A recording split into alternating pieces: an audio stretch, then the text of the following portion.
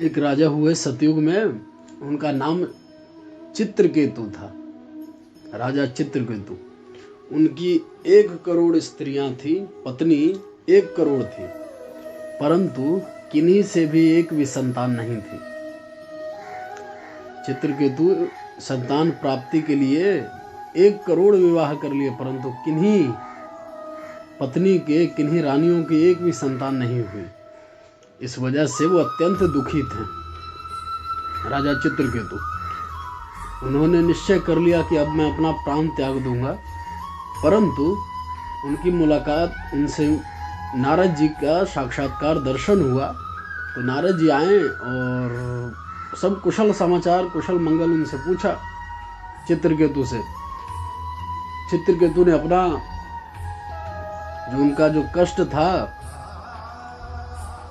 पुत्र प्राप्ति का, संतान प्राप्ति का, तो उस बात को उन्होंने देवर्षि के सामने, नारद जी के सामने रखी कि मेरी कोई भी संतान नहीं है, आप कृपया मुझ पर प्रसन्न हो जाएं, मुझे किसी भी प्रकार संतान प्राप्ति हो ऐसा मुझे वर दे, आशीर्वाद ऐसा दे। नारद जी ने कहा कि देखो भाई, ऐसा तो हो नहीं सकता, तुम्हारे भाग्य में संतान सुख अभी है नहीं, और मैं तो नहीं दे सकता ऐसा अभी। उन्होंने उनके चरण पकड़ लिए नारद जी का, बहुत जिद करने लगे कि मुझे चाहिए वरना मैं अपना प्राण त्याग दूंगा। नारद जी को दया आ गई और दयावश उन्होंने एक फल दे दिया और कहा कि जो तुम्हारी बड़ी रानी है, 1 करोड़ में जो सबसे बड़ी रानी है, उनको ये फल खिला देना। और नारद जी वहां से चलेगा।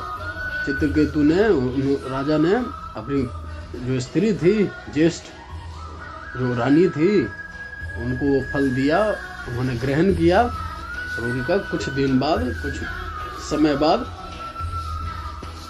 संतान प्राप्ति हुई। वो जो संतान हुई उस रानी को, तो राजा ने सबसे ज्यादा प्रेम उस रानी पे, एक तो कि पहले उसे संतान नहीं थी, अचानक उन्हें जब संतान प्राप्ति हो गई तो ज्यादा स्नेह हो गया उस रानी के प्रति और अपने संतान के प्रति। वो हर समय वो दोनों के संग रहते हैं, वो अपनी ज्येष्ठ रानी के साथ, अपने पुत्र के साथ। तो बाकी जो स्त्रियां थी इतनी सारी, उन सबों को ईर्ष्या हुई, बहुत द्वेष हो गया मन में कि अब तो राजा हम लोगों से प्रेम करेंगे नहीं, हम लोगों के समीप भी आना पसंद नहीं करेंगे, अब तो उनको संतान प्राप्ति हो गई है।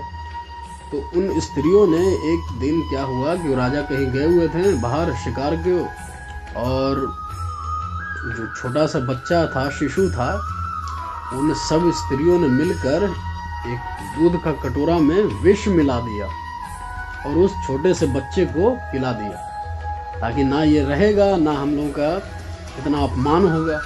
तो उस बच्चे को पिला दिया और बच्चा मर गया। राजा उधर से आया तो देखते के साथ, अरे मेरे पुत्र को किसने मारा, क्या हो गया इसे, पूरा व्याकुलता में आकर विलाप करने लगा, पूरा रोने लगा। फिर नारद जी आए राजा चित्रकेतु के पास, बोले अब क्या हो गया? देखिए महाराज, आपने मुझे आशीर्वाद दिया, पुत्र प्राप्ति होगी, अब देखिए ये मर गया मेरा पुत्र, अब तो रहा नहीं, पता नहीं इसको कैसे क्या हुआ, ये तो मर गया, इसकी वजह से आप किसी भी प्रकार इसे पुनः जीवित कर दें। नारद जी ने कहा, देखो भाई, उस समय तो मैंने तुम्हें संतान प्राप्ति कर दी तुम्हारे भाग्य में ना रहते हुए भी, परंतु मैं ऐसा नहीं कर सकता कि तुम्हारे पुत्र को पुनः जीवित कर दूं। ये धर्म के विरुद्ध है, ये तुम्हारे जो निवृत्ति हैं उनके विरुद्ध में जाकर ऐसा नहीं कर सकता हूँ। हाँ, एक कार्य मैं अवश्य कर सकता हूँ, जो तुम्हारा पुत्र का जो जीवात्मा है, शरीर के भीतर जो जीवात्मा रहती है, मैं उसका एक बार साक्षात्कार करवा सकता हूँ, बुला सकता हूँ। राजा ने दोनों हाथ जोड़ के कहा कि हाँ महाराज, अब एक बार कम से कम मेरे पुत्र को उसी रूप में, जीवात्मा आत्मा रूप में ही आप मुझे बुला दे। नहीं जीवित कर सकते, कल एक बार मैं उससे बात कर लूँ, देख लूँ। नारद जी ने ध्यान किया, तुरंत उस जीवात्मा को बुलाया, उस शिशु का जीवात्मा को जो मरा था, वहीं पे प्रकट हुआ सबके समीप, सबके सामने समक्ष। अपने पुत्र को देखकर और भी ज्यादा राजा रोने लगा उससे कारण पूछने लगा। उस शिशु ने समझाया अपने पिता को कि आप इतना व्यर्थ विलाप कर रहे हैं, आप मत रोइए। बहुत तरह से शास्त्रार्थ के द्वारा समझाया गया। उस पुत्र ने, उसके बेटे ने समझाया, परंतु वो राजा मोहग्रस्त हो चुका था, पूरी तरह मानने को तैयार नहीं था। और एक बात और, नारद जी ने उस राजा को बता रखा था कि एक उपाय है, एक योजना से तुम्हारा पुत्र पुनः जीवित हो जाएगा। अगर वो स्वयं, वो जो शरीर मरा पड़ा है उस शिशु का, बच्चा का, उसके अंदर ये जीवात्मा, तुम्हारे बेटे का जीवात्मा फिर से अपने मन से उसी शरीर में जाना स्वीकार कर ले, तो तुम्हारा पुत्र जो है पुनः जीवित हो उठेगा। ये तो नारद जी ने उन्हें बता दिया था। अब तो राजा चित्रकेतु बार बार अपने पुत्र के जीवात्मा से अनुरोध कर रहा है, बार बार निवेदन कर रहा है कि पुत्र तुम उस शरीर में प्रवेश कर जाओ, मैं तुम्हारा पिता हूँ।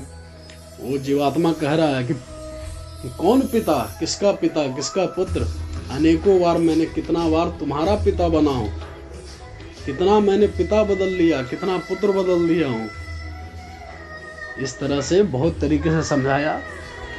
और उस जीवात्मा ने कहा कि राजा, तुम्हें पता है कि मेरी मृत्यु कैसे हुई? तुम जानना चाहते हो कि आखिर मैं मरा कैसे अचानक? उस राजा ने कहा, हाँ हाँ बताओ पुत्र, आखिर तुम्हारी मृत्यु कैसे हुई? मुझे बताओ। जिसने भी ये दुष्कर कार्य किया है, मैं उसे अभी के अभी प्राण ले लूंगा, अपने हाथों से उसे प्राण दंड दूंगा। उसके बेटे के जीवात्मा ने कहा कि तुम्हारी जो ये रानियां हैं, इन सब ने मिलकर मेरे दूध में विष मिलाकर मुझे पिला दिया, जलन के वशीभूत होकर कि तुम मुझसे ज़्यादा स्नेह रख रहे हो, मेरी माता से ज़्यादा स्नेह रख रहे हो, इस वजह से। और तो राजा पूरा गुस्सा में आग बबूला हो उठा। परंतु उस शिशु ने समझाया कि देखो, इसमें इन रानियों की कोई गलती नहीं है। वो मारने के लिए तलवार निकाला। उस शिशु जीवात्मा ने रोका, बोला इन्हें नहीं मारो। राजा ने कहा कि तुम्हारा इन्होंने प्राण लिया है और तुम बोल रहे हो इनको नहीं मारने, ऐसा क्यों? बोलता मैं बताता हूँ आपको। मैं पिछले जन्म में एक साधु था, एक सरोवर के किनारे मैं रहकर उस समय ध्यान करता था। पिछले जन्म की बात है। सो मैं साधु था, एक सरोवर के किनारे ही मैं कुटिया बनाकर रहता था। एक समय की बात है कि जो उपला होता है, गोबर का उपला होता है ना, कंडा जिसको कहते हैं, उसको जलाया जाता है।